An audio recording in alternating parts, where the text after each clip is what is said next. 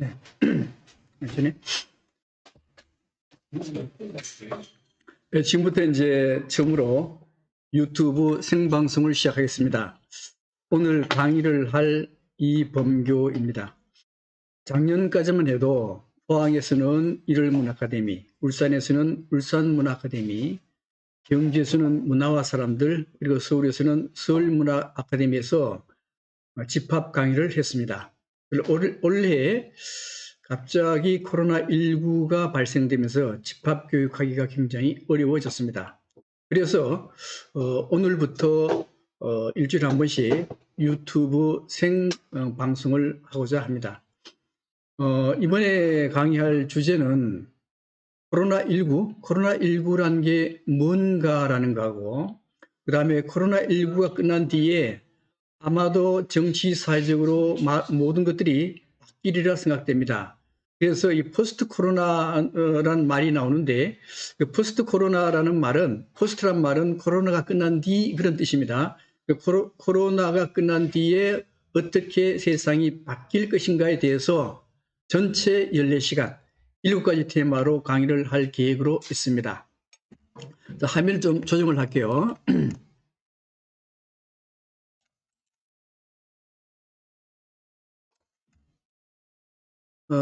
저 얼굴은 적게 하고, 그 다음에 강의 주제가 나오도록 하겠습니다. 강의의 순서는, 첫 번째와 두 번째는 코로나19라는 게 뭔가, 또 코로나19가 우리 몸에 들어와서 어떤 반응을 일으키는가, 여기에 대한 강의가 되겠고요. 또 코로나19가 왜 발생했는가 하는 문제입니다. 그 바이러스에 의한 전염병이 자꾸만 발생하게 되는데, 아마도 이것은 지구가 인류에게 보내는 경고라고들 다 얘기합니다. 그 뜻은 무엇인가 하면은, 우리가 이제 성장이다, 개발이다 해가지고 길을 내고, 그 다음에 자동차를 굴리고, 비행기, 항공기, 기타 등등, 그런 것을 통해서 생태계가 파괴되고 있습니다. 생태계가 파괴되다 보니까 지구가 온난화, 지구가 따뜻해지게 되고, 그래서 학자들은 뭐라고 얘기하는가 하면, 과연 인류가 2100년까지 살아남을 수 있을까, 이렇게 경고를 해요. 요새는 어떻게 얘기하는가 하면은 2100년이 아니고 2050년만 되어도 아마도 지구의 온도가 2도 정도 올라가게 되고, 2도 정도 올라가게 되면은 사람이 살아가는데 굉장히 어렵게 된다라고 얘기합니다. 그러니까 2050년부터 인류는 살기 어려운 지구가 된다는 뜻이죠. 아마도 코로나19라고 하는 것은 아마 지구의 경고라고 보는 겁니다. 그 다음에 사실 그 인류의 역사는 인간이 다 변화시켰다라고 얘기를 하지만은, 실제는 전염병이 인류의 역사를 다 바꿨다라고 얘기합니다.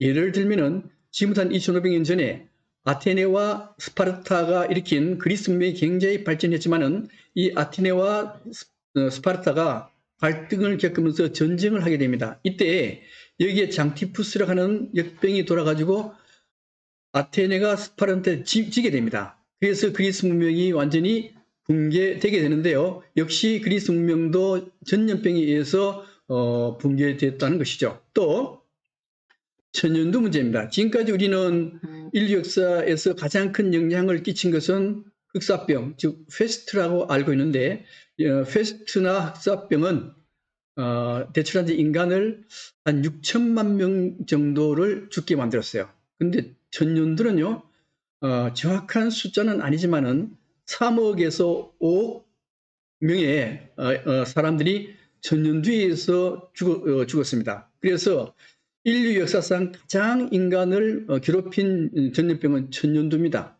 그래서 천연두가 여러 제국을 멸망시키는데, 그 첫 번째 멸망시킨 제국은 로마 제국입니다. 이 로마 제국이 멸망한 이유가 훈족이 로마로 쳐들어가거든요. 근데 훈족이 로마로 쳐들어갈 때, 훈족은 흉노족이죠. 그러니까 중국이죠.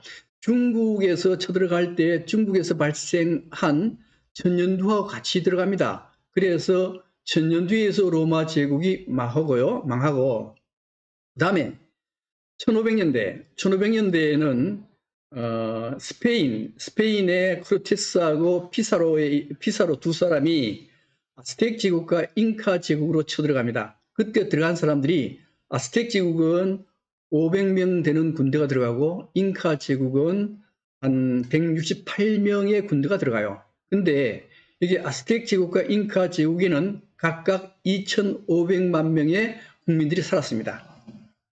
500명하고 168명이 2,500만 명하고 싸우는데 이때 싸움에서 스페인이 이기거든요. 근데 스페인이 이기는데 그 이긴 이유가 다이아몬드 교수가 쓴 총균세라는 책에서는 뭐라고 얘기하는가 하면 총하고 그다음에 균하고 쇠는 뭔가 하면은 칼입니다. 총칼균에 의해서 두 제국이 망했다라고 얘기하는데 실제 이제 총하고 칼에 의해서도 많이 죽어요. 그렇지만은 실제로 두 제국 5천만 명이 살고 있는 두 제국의 90%가 죽습니다. 100년도 안 돼서 다 90%가 죽는데 그때 죽을 때 병이 뭐였는가 하면 병으로 죽거든 대부분요. 이게 천년두였습니다. 그래서 천년두에 의해서 로마 제국도 멸망하고 아스텍 제국, 잉카 제국도 멸망하게 된 것이죠. 나는 사실 유럽의 역사를 가장 크게 바꾼 것은 페스트입니다. 이 페스트인데 이 페스트 흑사병이죠. 이 흑사병은 14세기 때 일어납니다. 14세기 때 몽골군이 유럽으로 쳐들어가요. 그때 몽골군이 유럽으로 쳐들어갈 때 페스트하고 같이 가요. 페스트가 몽골군에 의해서 유럽에 유행하게 됩니다. 그래서 그 당시에 유럽 인구의 3분의 1이 페스트로 죽어버려요. 근데 그 당시에 유럽 사회는 봉건제도였거든요. 봉건제도라고 하는 것은 왕이 있고 왕 밑에 봉건제후가 있고 봉건제후 밑에 기사가 있고 기사 밑에 농노가 있습니다. 지금도 코로나19에 의해서 가장 큰 희생을 당하는 사람들은 하층 계층입니다. 이때도 마찬가지로 페스트가 유럽에 흥행했을 때 가장 많이 희생을 당한 사람들은 하층 계층인 농노가 거의 다 죽어나갔어요. 농노가 거의 한 50% 정도 죽었거든요. 50% 정도 죽었는데 봉건사에서 모든 생산을 담당하는 계층은 농노들입니다. 농노가 거의 죽어버리니까 일할 사람이 없어요. 일할 사람이 없다 보니까 봉건제도가 무너지게 됩니다. 봉건제도가 무너지고 전제국가 생기고 중상주의에서 산업혁명이 일어나고 그러니까 이 유럽에서 산업혁명을 일으킨 가장 큰 원인은 바로 페스트라고 하는 병이었습니다. 또 이 당시 중세 시대에는 신들의 세계였잖아요. 신이 즉 하나님이 모든 걸 창조하고 하나님이 모든 걸 주재하는 시대가 바로 중세 시대였습니다. 그래서 유럽에 페스트가 행행해가지고 사람이 죽어나가니까 사람들이 전부 다 하나님한테 매달렸어요. 하나님 제발 이 병을 물리쳐 달라고. 근데 하나님이 이 병을 없앨 수 있을까요? 못 없앴습니다. 못 없으니까 이때 사람들은 어떻게 생각하는가 하면 하나님이 세상을 주도하는 게 아니구나. 문제는 하나님이 문제가 아니고 인간 문제이다. 이렇게 봐가지고요. 하나님의 시대에서 인간의 시대로 옮겨가게 됩니다. 이게 뭐요? 이게 르네상스입니다. 또 르네상스에 들어서면서 또 하나는 이 흑사병 페스트를 치료할 수 있는 것은 하나님이 아니고 과학이다. 의료과학이다. 그래서 의료과학이 발달하게 돼요. 그래서 이렇게 일어난 것이 르네상스입니다.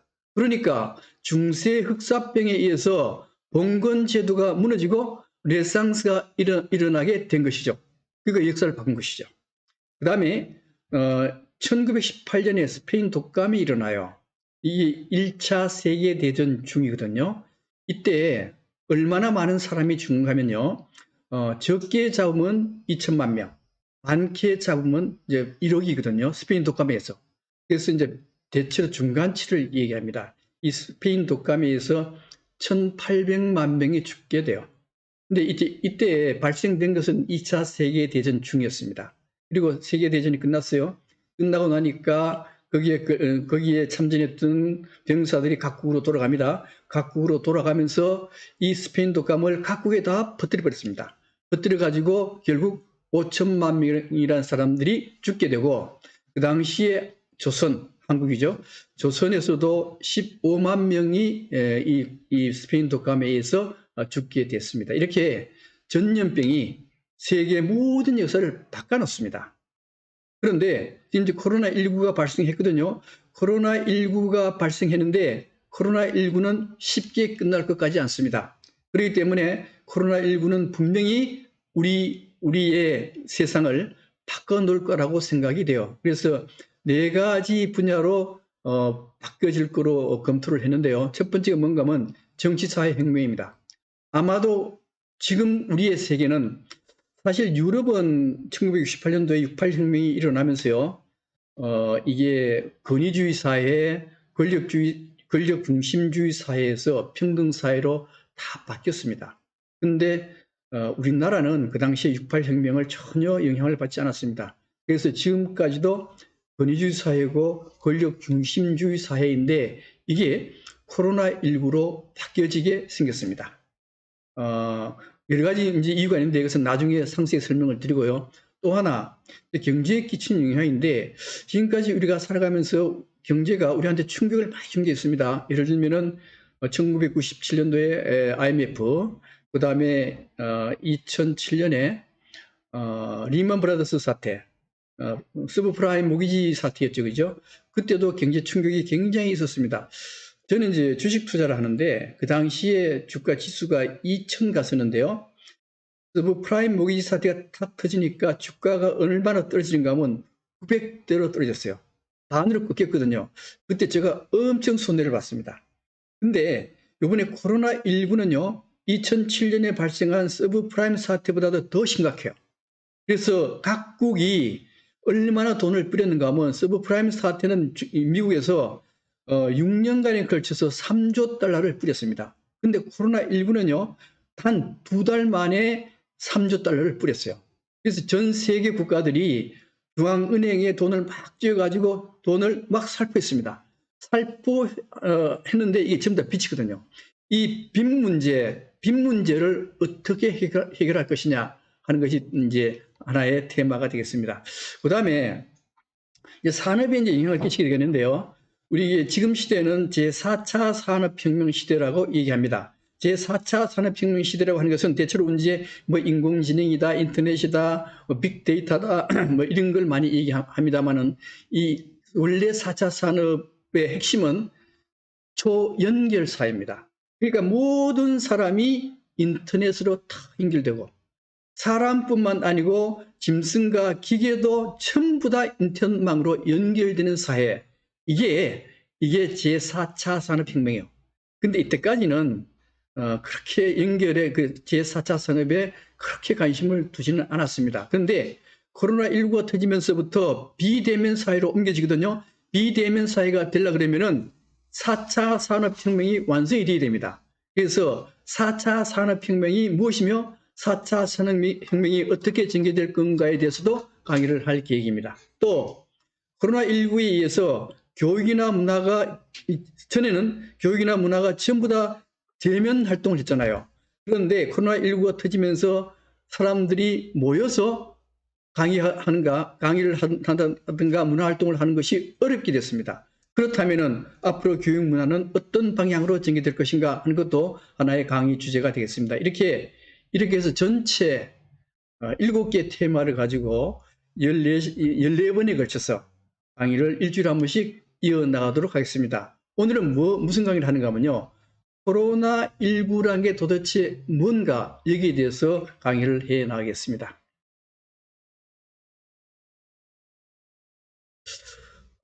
먼저 코로나 바이러스는 전자현미경으로 찍으면 이런 모습입니다. 이런 모습이요. 이런 모습이고, 여기 새파랗게 튀어났죠. 이 새파랗게 튀어난 게 뭔가 하면 스파이크라고 하는 겁니다. 근데 이걸 좀 그림으로 그리면요, 그러면 요 밑에 있는 빨간 색깔로 칠해져 있는 이것이 그림으로 그린 겁니다. 그래서 빨간 게 뭔가 하면 이게 스파이크라 그래요. 스파이크. 지금 그림으로 보면 이게 스파이크잖아요. 그죠? 요 스파이크라 하는 것은 우리 축구화에 보면은 축구화 밑에 볼록 튀난 그거 있잖아요. 그죠? 미끄러지지 않게. 그게 스파이크입니다. 마찬가지로 코로나 바이러스 요거도 스파이크라 그래요. 나중에 이 코로나 바이러스가 전염될 때 이 스파이크가 굉장히 중요한 역할을 합니다. 그 다음에 이게 노랗게 된 거, 여기 뭔가 하면 단백질입니다. 단백질 막으로 되어 있고요. 코로나 바이러스는 단백질 막만 되어 있는데 다른 바이러스들은 여기 지질막과 같이 되어 있어요. 그래서 코로나 바이러스의 단백질 막이나 지질막은 비누로 씻으면요 금방 이게 해체돼 버립니다. 우리 저 기름방울이 있을 때, 이 기름방울이가 똑같은 거거든요. 기름방울이 있을 때 비누로 이렇게 씻어버리면은 금방 이게 없어지잖아요. 그죠? 그래서 비누로 자주 씻으라 이렇게도 얘기를 합니다. 그 다음에 대체로 이제 세균하고 바이러스하고 비교를 많이 해요. 비교를 해보는데 먼저 생긴 모양을 한번 볼까요? 좀 자세히 보면은 여기에 세균인데요. 세균은 여기에 섬모도 있고 맨 끝에, 그 다음에 여기에 세포막이 이렇게 되어 있습니다.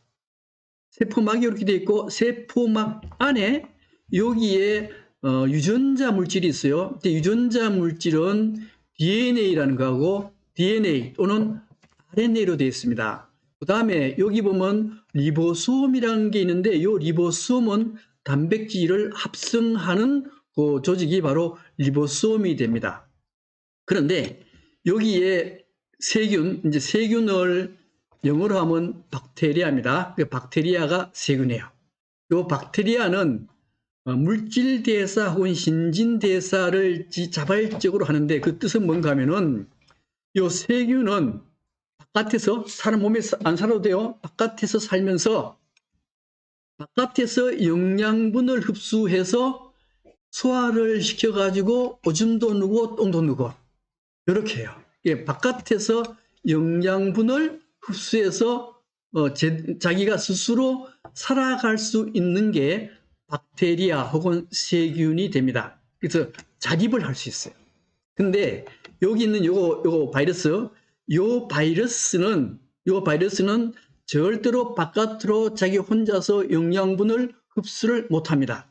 그러니까 이 바이러스는 반드시 어디로 들어가야 되는가 하면은 동물이나 식물의 세포 안으로 들어가야 돼요. 자, 세포 안에 들어가가지고 예를 들면 이런 겁니다. 여기 세포라고 한다면은 요 그림을 지우겠습니다.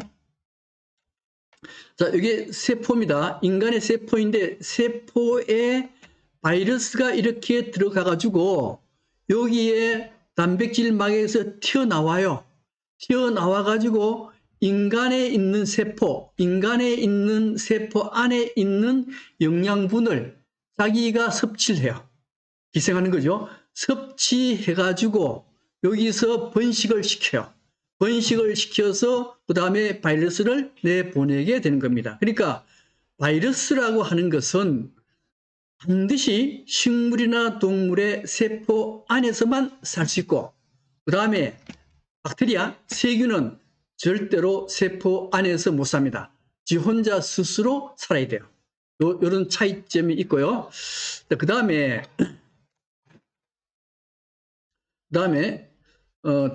다시서 문제 크기 문제입니다. 크기는 박테리아, 세균은 1에서 5 마이크로메타 굉장히 적어요. 그래서 이거는 일반 현미경으로 관찰할 수가 있습니다. 근데 바이러스는요. 세균의 1000분의 1밖에 안 돼요. 그래서 전자현미경으로만 관찰할 수가 있습니다.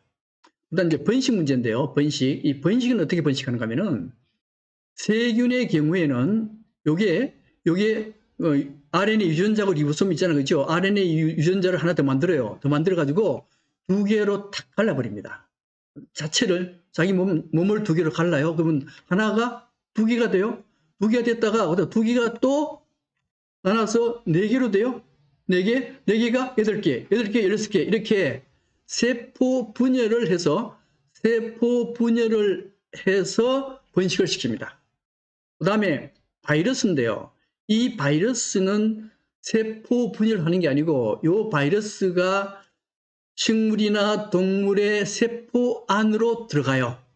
세포 안으로 들어가서 요 RNA가 단백질 바깥으로 튀어나옵니다. 튀어나와 가지고 요 RNA를 그 세포 안에서 수십만 개, 수백만 개를 만들어내요. 껍질도 수십만 개, 수백만 개를 만들어내 가지고 세포 안에 합성을 시켜 가지고 다른 세포로 다시 옮겨갑니다. 그리고 그 세포는 죽여버려요.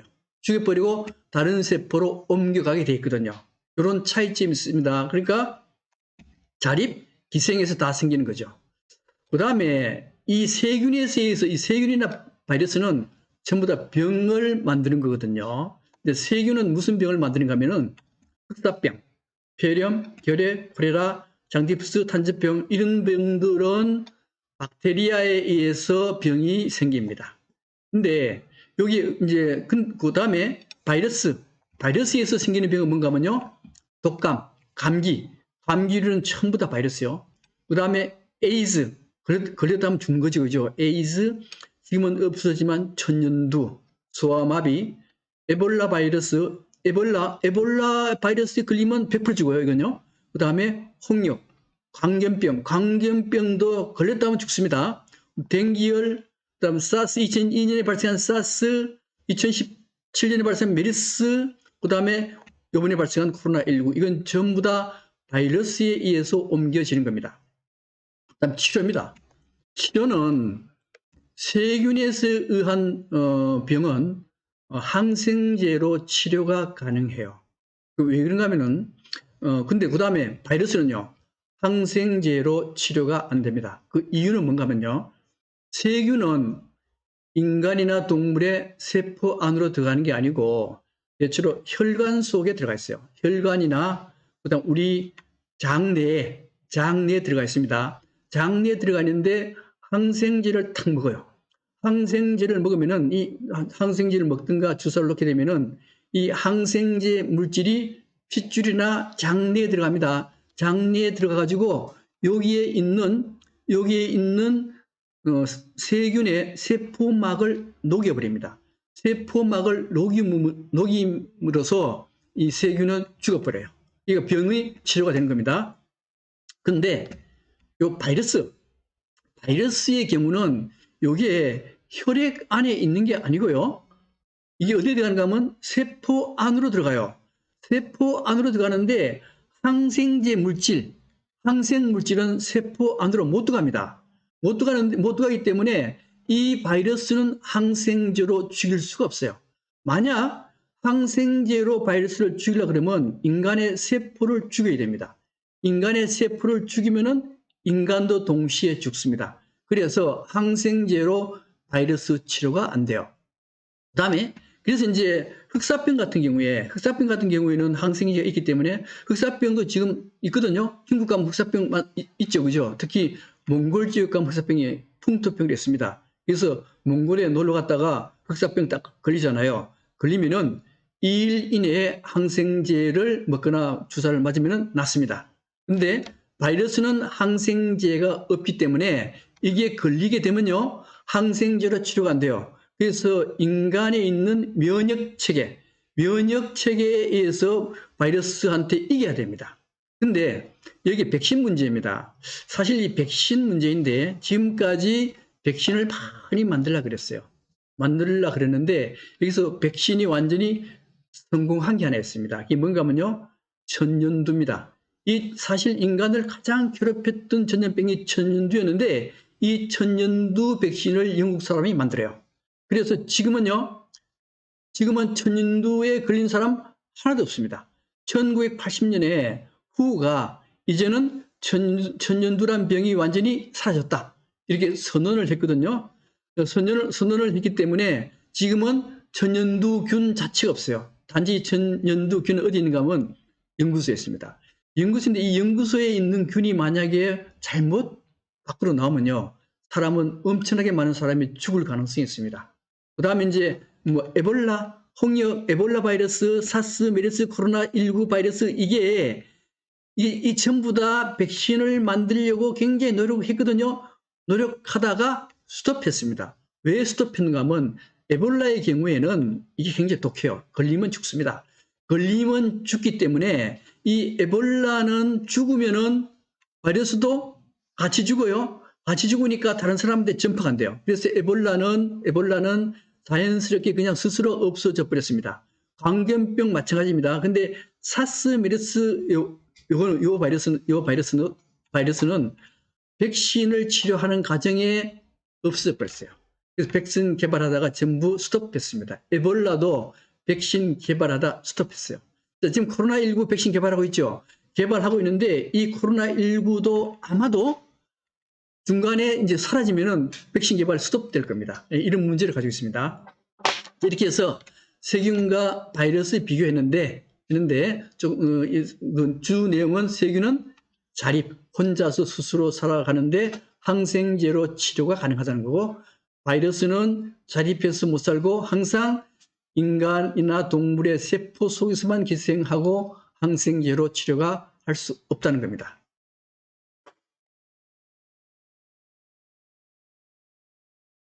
그다음 코로나 바이러스 어원입니다. 어원인데 원래 바이러스는 라틴어의 비루스에서 왔어요. 그래서 뭐 영어 발음도 비루스입니다.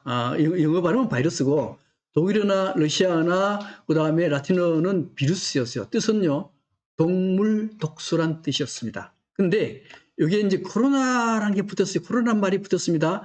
코로나는 왜 붙었는가 하면은 여기에 바이러스에 여기에 스파이크라는 게 있습니다. 그죠? 스파이크. 이 스파이크가 왕관의 요거하고 아주 유사해요. 자, 아주 유사하다 보니까 얼굴이 안 나오니까 좀 그렇죠? 그래서 얼굴을 한번 띄우겠습니다.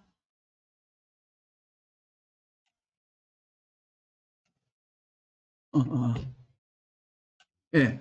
자, 여기에 그 스파이크인데 이게 왕관의 요 모습하고 비슷하잖아요. 그래서 왕관이라는 이름을 붙여주는데 결국 왕이란 뜻입니다.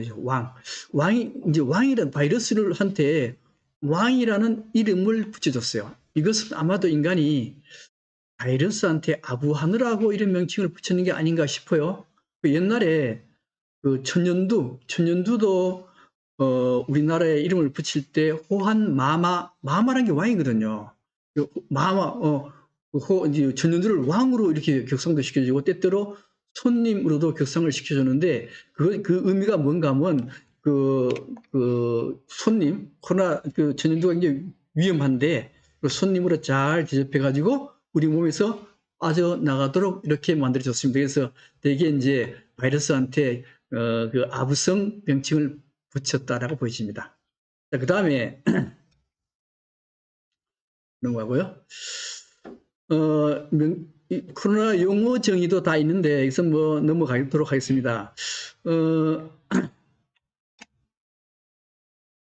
신종 바이러스가 굉장히 자주 발생을 해요. 예를 들면 이제 1918년도에 스페인 독감이 생겼고 2053년에 댕기열, 그다음에 1976년에 에볼라, 81년에 에이즈, 97년에 조류인플루엔자, 니파, 그다음에 2000년에 나일, 2002년에 사스, 2009년에 신종플루, 2015년에 메르스, 2020년에 코로나, 이제 이렇게 많이 발생했는데 이 사이에 예를 들면 2014년에 그 에볼라 이때 생겼거든요. 그다음에 2017년인가 10년인가 지카 바이러스 사이에 또 바이러스 생겼어요. 생기는데 가만 보니까 바이러스의 발생 주기가 굉장히 당겨지고 있어요. 당겨지고 있습니다. 이 당겨진다는 의미가 뭔가 하면은 이 지구 환경이 점점 나빠지기 때문에 바이러스가 살 수 있는 곳으로 찾아 나서게 되는 겁니다. 그래서 인간 사이로 들어오게 된 거거든요. 그래서 지금은 이제 7년, 6년, 5년이지만 사실은 이 3년마다, 지금 3년마다 거의 바이러스가 생겨요. 앞으로는 아마도 2년마다 바이러스가 생길 가능성이 많습니다. 이 의미가 뭔가 하면요. 지금 이 백신을 만드는데 백신 만드는 기간이요. 최소가 1년 6개월에서 2년입니다. 그러면 2년마다 한 번 바이러스가 나오면요. 백신 개발하자마자 또 다른 바이러스가 나와요. 이런 문제에 봉착하게 됐다는 겁니다. 근데 이제 인간과 바이러스와 관계를 조금 말씀드릴게요. 되게 지구가 언제 만들어지는가 하면 46억만 년 전에 지구가 만들어져요. 그리고 이게 세포가 이제 원시 세포가 이렇게 발생하는데 가정 설명 생략하겠습니다. 여기 원시 세포가 대체로 언제 만들어지는가 하면 38억 년 전에 원시 세포가 만들어지게 됩니다. 원시 세포에 의해서 뭐가 만들어진가 하면요, 바이러스가 만들어져요. 그러니까 바이러스는 대체로 아마 30억 년 전에 이미 바이러스가 만들어졌다라고 학자들은 얘기하고 있습니다. 그리고 이 바이러스는 이게 모든 생명체에 다 바이러스가 들어가 있어요.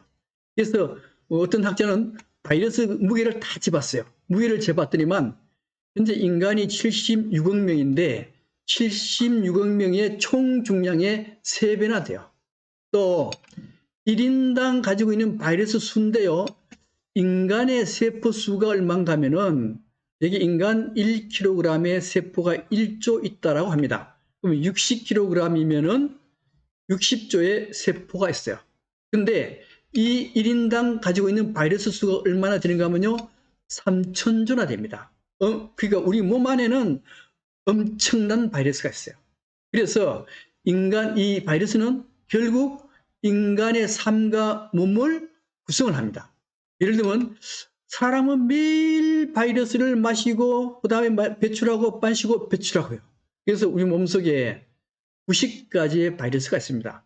근데 만약에 우리 몸속에 바이러스가 세균이나 바이러스가 없으면 좋을 것 같죠? 그렇지 않다는 거예요. 우리 몸속에 세균 주로 어디 있는가 하면요, 장 안에 세균이 굉장히 많이 있습니다. 또 그 부분의 세포에 바이러스가 엄청나게 많아요. 바이러스가 있게 되면은 우리 안에 면역 세포가 만들어집니다. 그 면역 세포라는 게 뭐 대식 세포, T 세포, B 세포 이런 것들이 있거든요. 이게 바이러스나 세균이 없으면요, 면역 세포를 못 만들어요. 면역 세포에서 면역계가 더 무너집니다. 그러면은 조그만 병이 들어와도 인간은 그걸 방어하지 못하고 병에 걸려서 죽게 되거든요. 그래서 잉카 제국이나 아스텍 제국에서 바이러스 균이 없어가지고 항체를 면역 세포를 못 만들었잖아요, 그죠? 그래서 다 죽게 되는 겁니다. 그러니까 바이러스는 반드시 우리 몸 안에 있어야 된다는 거죠. 그래서 이 바이러스가 우리 몸 안에 있으면서 우리 유전체 DNA에도 작용해가지고 우리 DNA의 45%가 바이러스에서 유래됐다 그럽니다. 근데 이제 이건 좀 다른 얘기인데요. 1999년에 매트릭스라는 영화가 만들어졌습니다. 이 매트릭스라는 영화가 작년에 다시 리메이크 돼가지고 다시 방영됐어요. 이게 3부작으로 6시간 동안 방영돼요. 근데 6시간 동안 내용이, 주 내용이 뭔가 하면 인간하고 인공지능 인간하고 싸우는 과정입니다. 싸우는 걸 영화화한 거예요. 근데 인공지능이 인간 보고 뭐라고 얘기하는가 하면 인간은 인간을 포유류라 그러지만은 포유류가 아니다. 왜 아니냐? 인간은 항상 자기가 살아가면서 자기의 환경을 완전히 더럽힌다. 인간이 살았던 곳은 다른 것들이 못 살 정도로 지구 환경을 다 더럽힌다는 거예요. 근데 포유류는요, 절대 자기 주위 환경을 더럽히지 않는다는 겁니다. 예를 들면은 멧돼지가 자기가 살면서 그 환경을 더럽히느냐? 아니요. 깨끗하게 합니다. 또 다른 포유류들, 뭐 뱀이라든가, 뱀은 포유류가 아니죠. 그래서 뭐 토끼라든가 호랑이라든가 사자라든가 뭐 이런 포유류들이 살면서 자기가 사는 환경을 굉장히 깨끗하게 관리해요. 근데 인간만은 자기 환경을 다 죽여버립니다. 그래서 인간은 포유류가 아니고 바이러스라는 거예요. 바이러스는 자기가 살았던 세포를 죽이고 다른 데로 이동합니다. 근데 인간도 똑같이 자기가 살았던 환경을 다 더럽혀놓고 다른 데로 이동하니까 인간은 포유류가 아니고 바이러스다 이렇게 얘기합니다.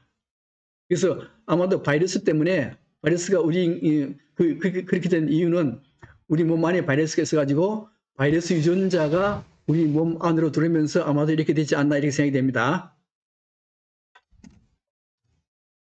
그 다음에 이 좀 서툴러 가지고 네. 그다음에 전염성 바이러스가 인간에게 어떻게 전파되는가를 보겠습니다. 여기에 신종플루라는 거 얼마 전에 신종플루가 굉장히 우리나라에도 유행했잖아요. 이 신종플루가 어떻게 인간에게 전염되는가 하는 겁니다. 먼저 조류, 새가 감기가 들었어요. 감기가 들면은 이게 조류 바이러스가 가지고 있잖아요. 그죠? 근데 새가 돼지 우리에 놀러 왔습니다. 놀러 와가지고 이 조류 바이러스를 돼지 바이러스한테 옮겨줬어요. 돼지한테 조류 바이러스를 옮겨줬습니다. 그 다음에 인간은 돼지한테 주골지로 와가지고 인간이 가지고 있는 바이러스를 돼지한테 넘겨줬어요. 또 돼지는 스스로 돼지 바이러스를 가지고 있습니다. 그래서 돼지는 조류 바이러스와 돼지 바이러스와 인간 바이러스가 이 돼지 세포 안에서 돌연변이를 일으켜가지고 신종플루 바이러스를 만드는 겁니다. 그 신종플루 바이러스가 인간에게 옮겨가고 다시 인간 간에 이제 전염병이 전파됨으로써 신종플루가 세계적으로 유행했던 것이죠. 이렇게 바이러스는 항상 이런 과정을 밟아서 인간에게 넘어와요. 이건 넘어가고요. 그 다음에 그러니까 우리가 병을 옮는 이 바이러스 병균은 대체로 어디서 오는가 하면요. 야생동물이나 우리가 기르는 짐승한테서 이런 것들이 넘어오게 되는 겁니다. 그래서 얼마나 이걸 가지고 뭐라는가 하면 인수공통전염병이라고 그래요. 그건 뭔가 하면 사람과 동물이 동시에 옮겨지는, 동시에 같이 전염되는 병이란 뜻입니다. 그런 병이 얼마나 되느냐? 약 300종이 됩니다. 300종인데 개한테도 있어요. 개 너무 가까이 가면 안 됩니다. 수한테도 50종이 있습니다. 양이 46종, 돼지 42종, 그 다음에 말 32종, 그 다음에 쥐도 있고, 그 다음에 기타 등등. 그래서 동물에 의해서 바이러스가 거의 다가 옮겨지게 되는 겁니다. 그 중에 이제 코로나 바이러스 전염 경로인데요. 여기 보면 먼저 자연숙주라는 게 있어요. 자연숙주라는 게 있는데 이 자연숙주는 되게 박쥐입니다. 박쥐한테서부터 바이러스가 어디로 전달되는가 하면은 여기에 천산갑이라고 하는 동물, 이 동물에 박쥐가 옮겨가서 여기서 돌연변이가 생겨서 인간한테로 전파되는데 이게 코로나19입니다. 그 다음에 박쥐에서 낙타로 바이러스가 옮겨져 가지고 또 돌연변이가 생겨서 인간한테 오면은 이게 메르스입니다. 그 다음에 박쥐에서 사양고양이로 넘어와서 사양고양이에 돌연변이가 생겨서 인간으로 넘어오면은 이게 사스, 2002년에 발생했던 사스가 되는 겁니다. 그러니까 항상 동물로부터 전염이 돼요. 그러면 박쥐에서부터 바로 인간으로 전염되는 건 아닌가 이런 문제가 생깁니다. 자, 그거 보면은 거기에 대한 논문이 하나 있는데요. 그 내용 보면 이렇습니다. 이게 중국이죠, 그죠? 네, 중국의 윈난성 지寧이라는 곳에 박쥐가 이 밑에 박쥐가 동굴에 굉장히 밀집해서 서식을 합니다. 그다음 우한, 이번에 이제 코로나19가 발생한 우한이죠. 자, 이 우한에는 박쥐가 별로 없어요. 그래서 두 군데에 항체를 조사를 했습니다. 조사해 보니까 어떤 결과가 나는가 하면은 지寧시에는 박쥐에 의해서 병이 생겼던 사람들이 218명 중에서 6명이 생겼습니다. 그러니까 3명이 박쥐에 의해서 바이러스가 전염된 겁니다. 근데 우한은 박쥐가 없거든요. 우한은 없었어요. 그래서 이 논문에 의하면은 박쥐에 의해서 중간 숙주를 거치지 않고 인간에게도 바이러스가 옮겨질 수 있다라고 보는 겁니다. 넘어갈게요. 그다음 박쥐 문제입니다. 이제 제일 중요한 게 모든 바이러스는 거의 대부분의 바이러스는 박쥐부터 왔잖아요. 박쥐부터 왔는데 그럼 박쥐의 특성을 보겠습니다. 박쥐인데 이게 쥐처럼 생겼지, 그죠? 쥐처럼 생겼다 그래가지고 박쥐라 그러는데 그럼 박은 어디서 왔냐? 박은 조선 시대의 사람들은 박을 뭐라는가 하면 밝다. 뭐가 밝으냐? 박쥐의 눈이 밝다라 해서 박쥐를 붙였는데 실제 박쥐는 눈으로 제대로 못 봐요. 이 주파수에 의해서 이제 보는 거거든요. 그래서 실제는 안 밝아요. 그래서 그래서 이제 나중에 뭐라 얘기하는가 하면 요 박쥐의 이쪽 부분에 이제 붉은 점이 있어요. 붉은 색깔이 있습니다. 그래서 이게 박이 붉다는 뜻입니다. 그래서 붉은 쥐 이런 뜻입니다. 그리고 여기에 이제 박쥐는 포유류거든요. 포유류라는 게 젖을 먹고 자라는 게 포유류잖아요. 근데 포유류이면서 포유류 중에서 유일하게 날아다니는 게 박쥐입니다. 박쥐인데 이 박쥐는요 종류도 굉장히 많고 종류도 한 137종이 되고 그 다음에 사람한테 옮길 수 있는 바이러스를 얼마나 가지고 있느냐 61종이나 가지고 있어요. 또 박쥐가 또 왜 인간한테 그렇게 전파가 잘 되느냐 하는 문제인데요. 이 박쥐 수가 있습니다. 박쥐는 얼마나 많이 있는가 하면은 이제 박쥐 포유류 수가 전체가 5천여 종이요. 5천여 종의 포유류 중에 설치류가 50%입니다. 이 설치류라는 게 뭔가 하면은 여기에 쥐와 같은 거요. 쥐, 두더지, 다람쥐 이런 것들이 설치류입니다. 요게 전체 포유류의 50%. 그 다음에 박쥐는요. 전체 포유류의 25%가 박쥐입니다. 근데 우리는 사실 박쥐가 엄청나게 많은데도 불구하고 박쥐 잘 못 보잖아요. 그죠? 왜 못 보는가 하면 이 박쥐의 중심 서식처가 어딘가 하면 열대지역이에요. 열대지이다 보니까 우리는 잘 못 봅니다. 못 봐요. 그 다음에 박쥐 특성인데 박쥐는 그러니까 박쥐나 설치류는 항상 바이러스를 가지고 있으면서 왜 안 아프냐 하는 겁니다.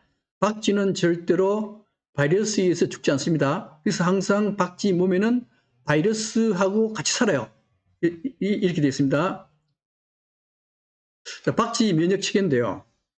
원래 박쥐가 만약에 3천만 년 전에 박쥐가 생겼다 그러면 여기에 바이러스가 들어갔어요. 바이러스가 들어가지고 처음에는 박쥐를 죽입니다. 박쥐를 죽이는데 박쥐를 죽이면은 바이러스가 살 곳이 없네. 살 곳이 없으니까 바이러스를 죽이면 안 돼요. 바이러스를 죽이지 않고 바이러스가 자기의 독성을 약화시킵니다.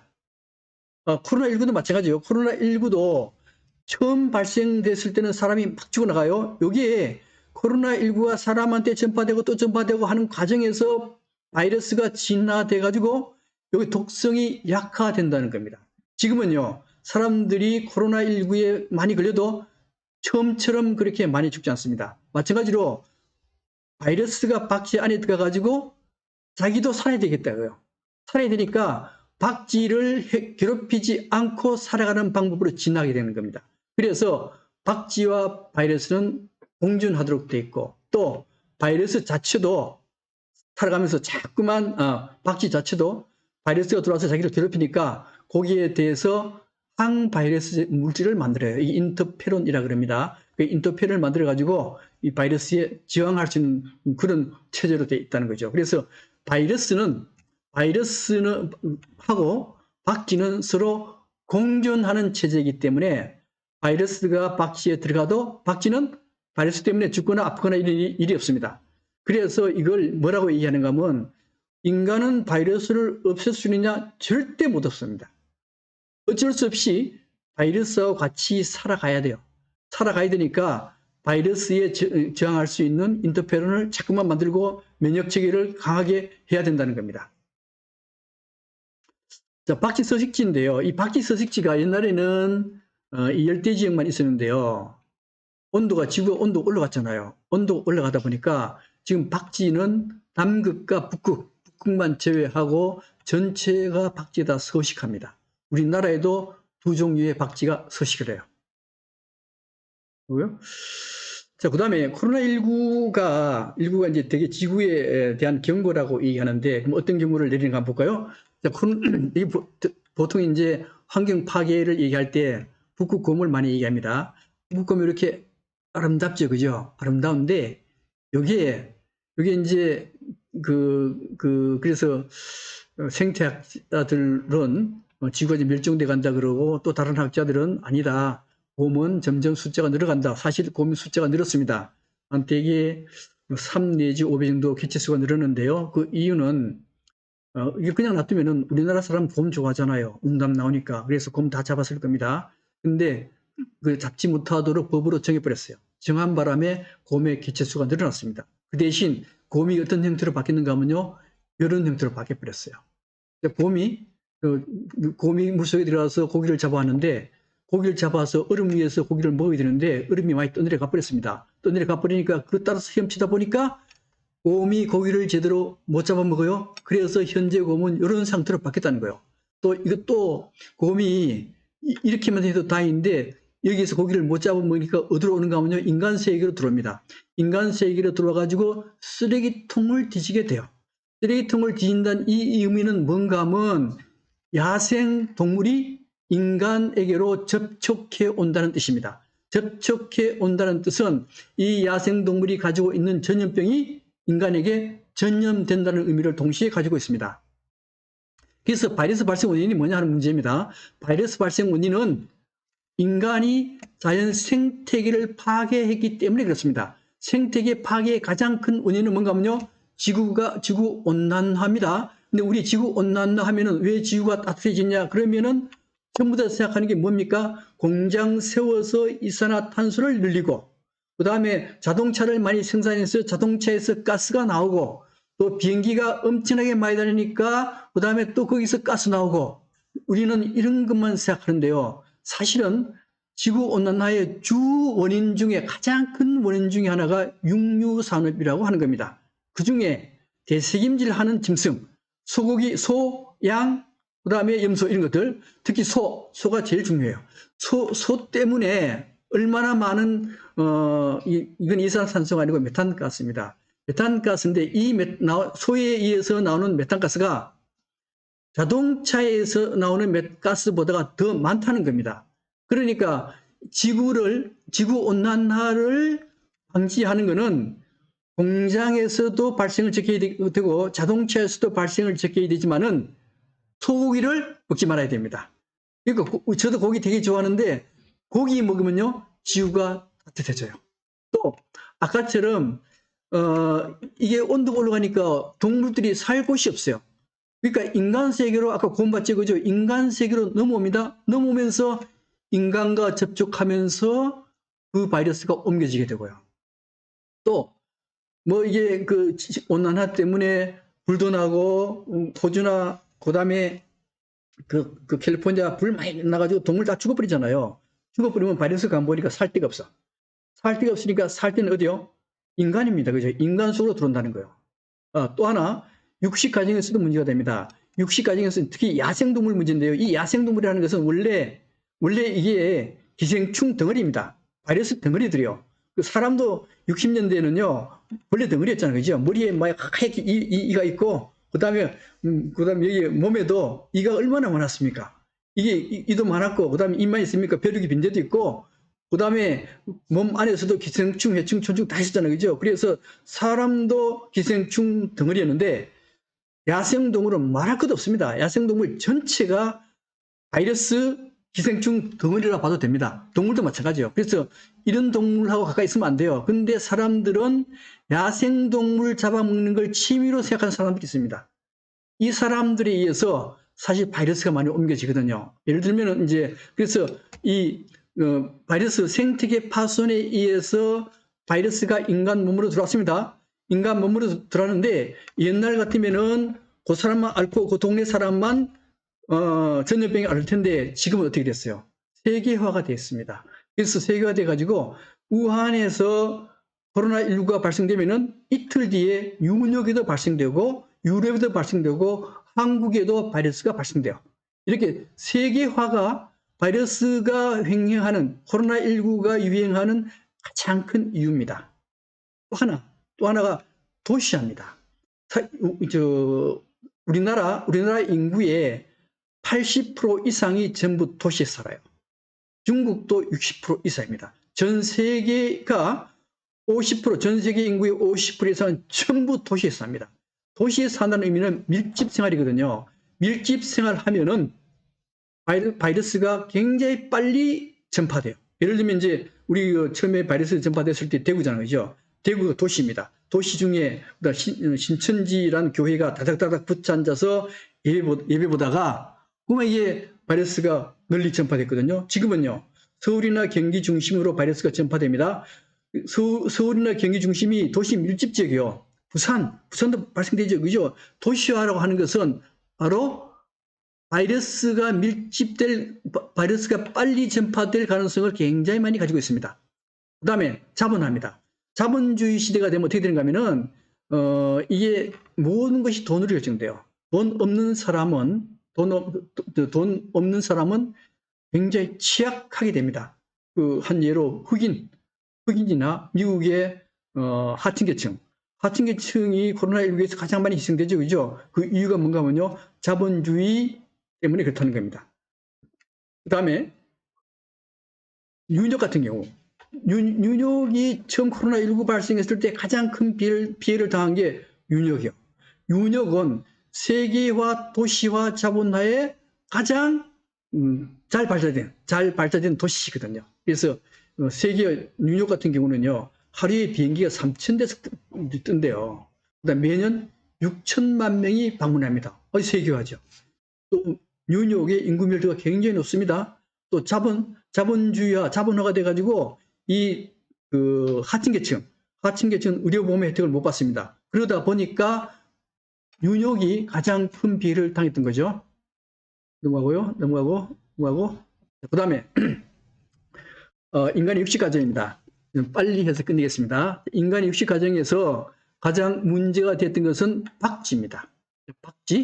박쥐에서 그 다음에 천상갑을 통해서 그 다음에 인간으로 전파되고 낙타에서 또 인간 전파되고 사양고양이에서 인간으로 전파되는데 문제는 박쥐 문제를 보겠습니다. 박쥐인데요. 박쥐는 이게 한문으로 우리말로 복자입니다.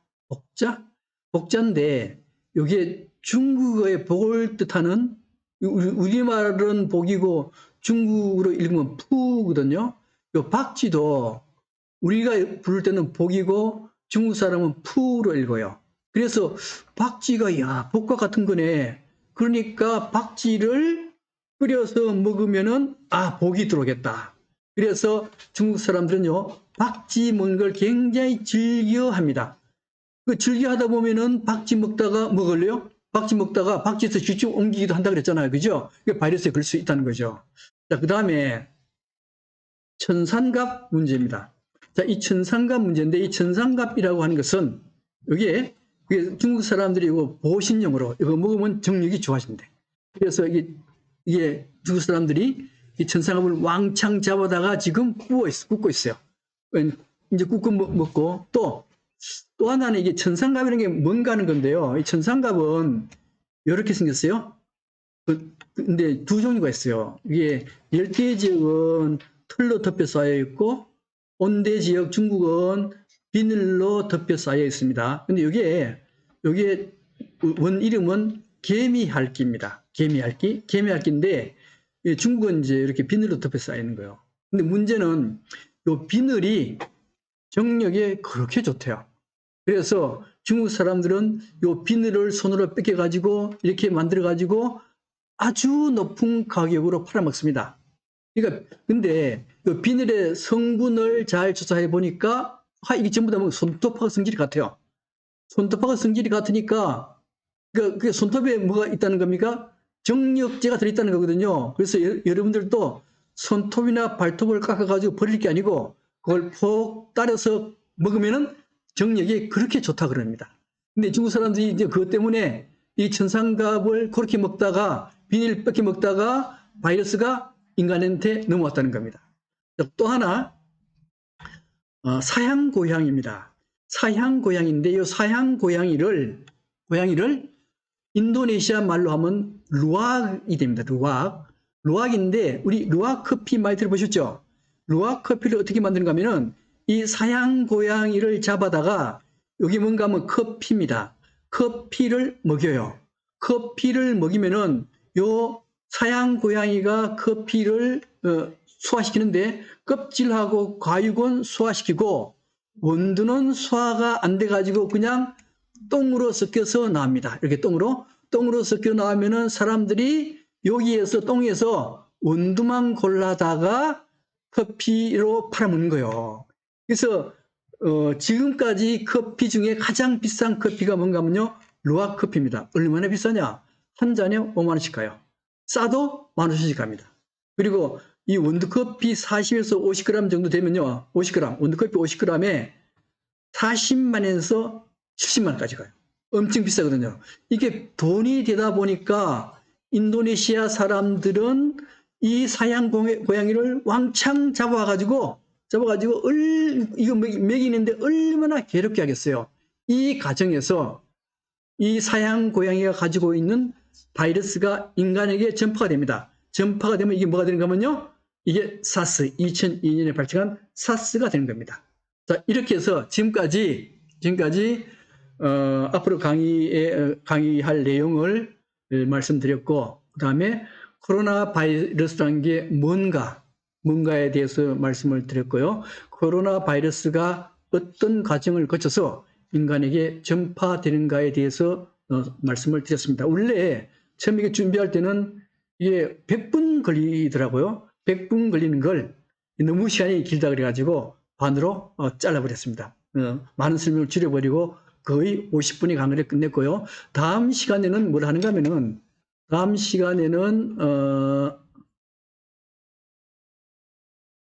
코로나 바이러스 구조하고 이게 어떻게 인간 세포 속에 들어오게 되고 어떻게 증식시키고 어떻게 예방하는가에 대한 강의가 되겠습니다.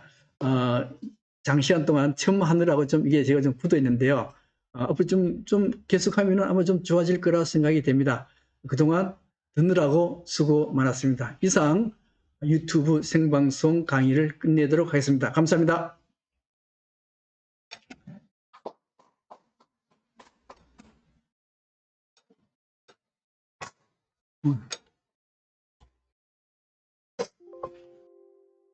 아.